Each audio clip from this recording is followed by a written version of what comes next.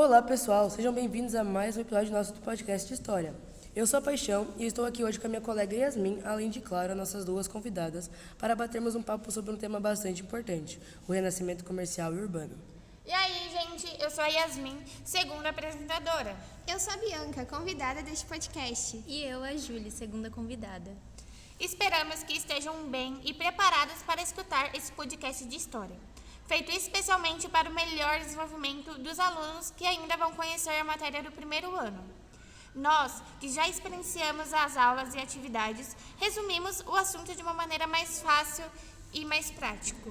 Se trata de um tema amplo, que pode se estender até os dias de hoje, pois influenciou aspectos mundiais como a economia. A importância de entender a história, principalmente a origem, reflete em mais coisas do que imaginamos, até mesmo sobre diferentes áreas que estão relacionadas entre si. Não é à toa que antes dos iluministas decidirem compartilhar o conhecimento, as áreas de estudos eram frutos de uma fonte única. Isso mesmo, Paixão.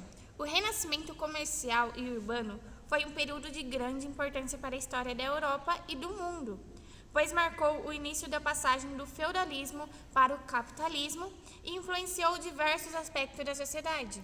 É verdade, e para podermos entender melhor esse período, vamos começar com o que veio antes do nosso principal assunto, o feudalismo.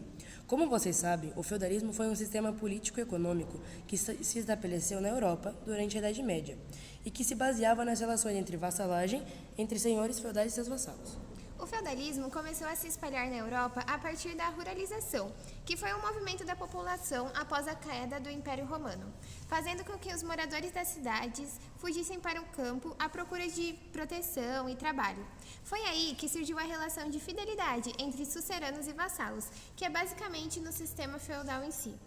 E é importante lembrar que o surgimento dos reinos germânicos no século V ajudou a acelerar o processo de ruralização europeia e que o enfraquecimento do poder político também contribuiu para o surgimento do feudalismo. Mas então, por que falamos do feudalismo? Bom, é interessante observar que o feudalismo veio antes do renascimento comercial e urbano, em questão cronológica, mas ainda assim teve um papel importante na sua formação. Falando em renascimento comercial e urbano, vamos falar agora um pouco mais sobre esses dois aspectos. Gente, o que seria renascimento urbano? Digamos que foi um movimento econômico e cultural que se desenvolveu nas cidades medievais, os chamados burgos. Este movimento foi associado à famosa classe social burguesa, que se destacou pela sua riqueza e influência. Sem falar que o renascimento urbano aconteceu a partir do século XI e se intensificou nos séculos XII e XIII. Esse movimento foi impulsionado pelo crescimento das cidades e pela melhoria das condições de vida das pessoas que viviam nelas. E alguém, por acaso, lembra por que e como ocorreu o renascimento urbano?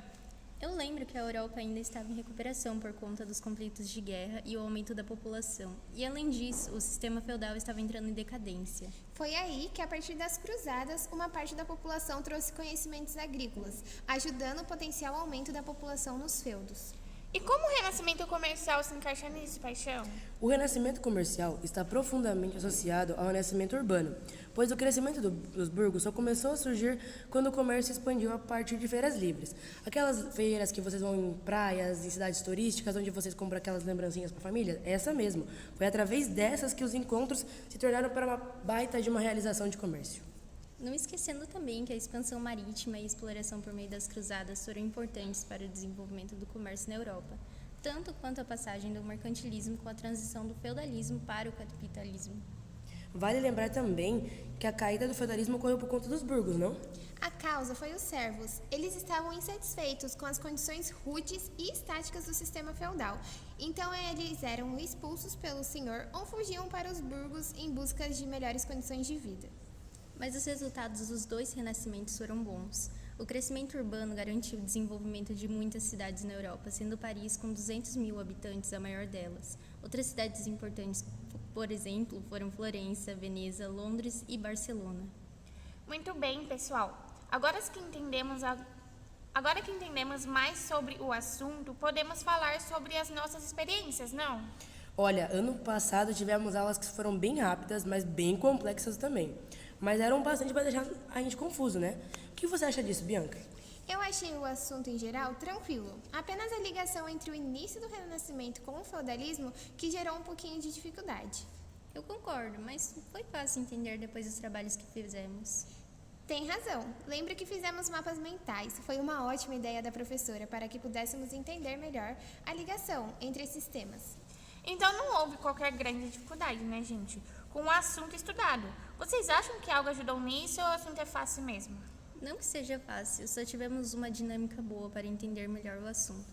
Talvez, se alguns novos alunos tiver dificuldade, ele possa tentar reunir os tópicos principais para associar os demais fatos. Pode ser mesmo, porque, como eu disse, o renascimento comercial e urbano estão ligados um ao outro, assim como o feudalismo.